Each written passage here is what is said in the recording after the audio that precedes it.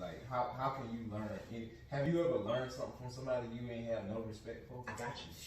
No. You can't say it. It ain't possible. No. Yeah. And the kids check out. That's a big part of the learning process. That's another piece to learn. Yeah, it is. And then not only do they check out, but again, if they don't know how much you care, they do not care how much you know. And the teachers have missed that. One of the things that I taught was classroom management and differentiated instruction.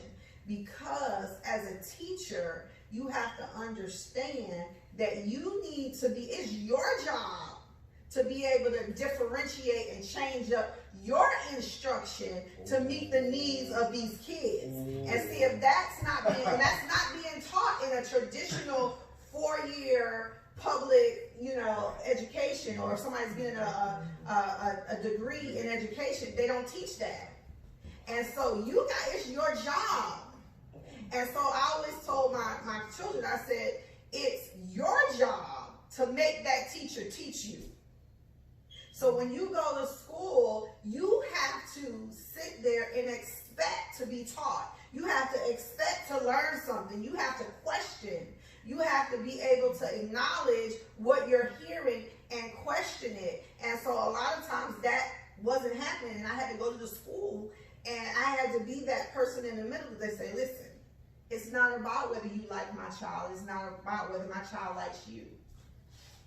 And so we're all here to get a certain outcome. And that's what I'm looking at. What is the end result? Right. Now, the opposite side of that is they should have this saying, right? Let me say it.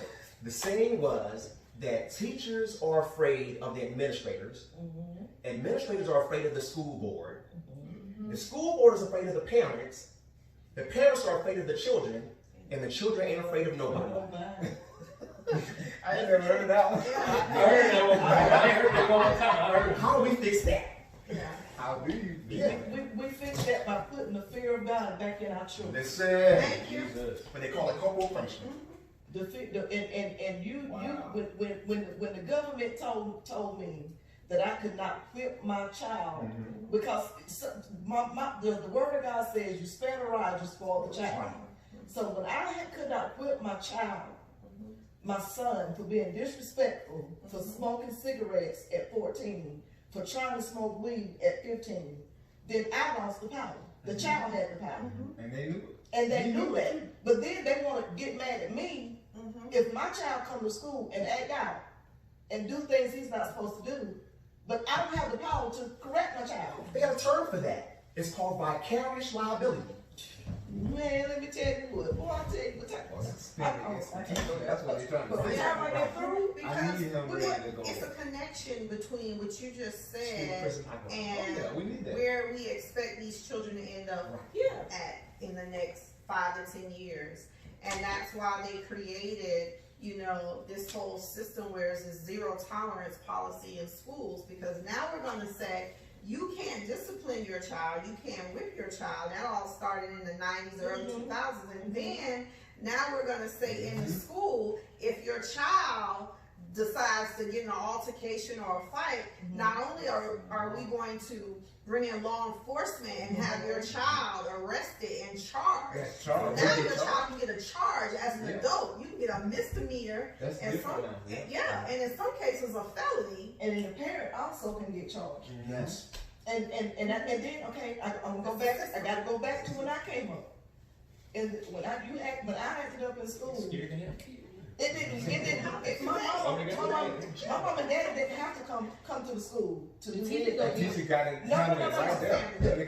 No, not even the teacher. The principal, you would go to the principal's office. And Mr. Lawson had about this long. And he said, bend over my desk and would whip you, give you 5 hard licks across your room. Felicia Butler. Okay? On the spot. So therefore, when you went back to the classroom, everybody already knew you got your butt spanked by the principal. But the principal personally would call my mama. Yes. Emma Lawrence would personally come up to the school. Emma Lawrence would personally bring me back to the principal's office. She'd have her switch, and she'd whip me again. But then when I got out of the school, got home, my grandmama got me. And Daddy, no. Yeah, a little See, bit. that's what was not fair.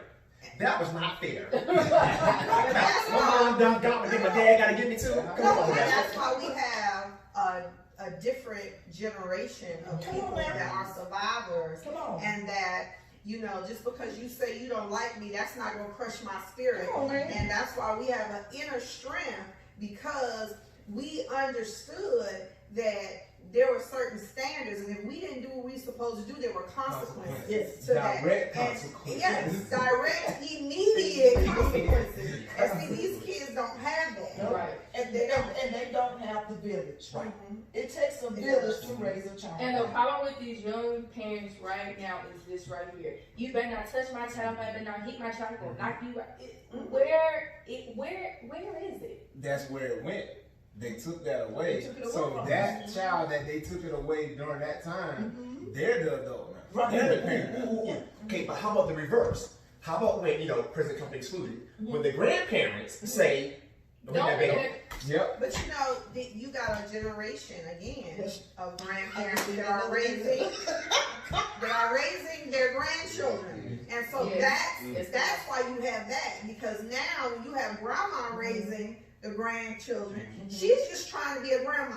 Right. I remember you telling me she's just trying to get into heaven. Okay, and so Trying to get in that she's just room. trying to get into heaven. And so she's in a different mind. She's in a different part of life. Okay, a different stage part of life, a different stage, and so now she's supposed to be able to comfort and coddle and love and hug on and, you know, that grandbaby, not be the main disciplinarian. And that's the same woman that raised me. No, and that's why that ends up being said. Yeah,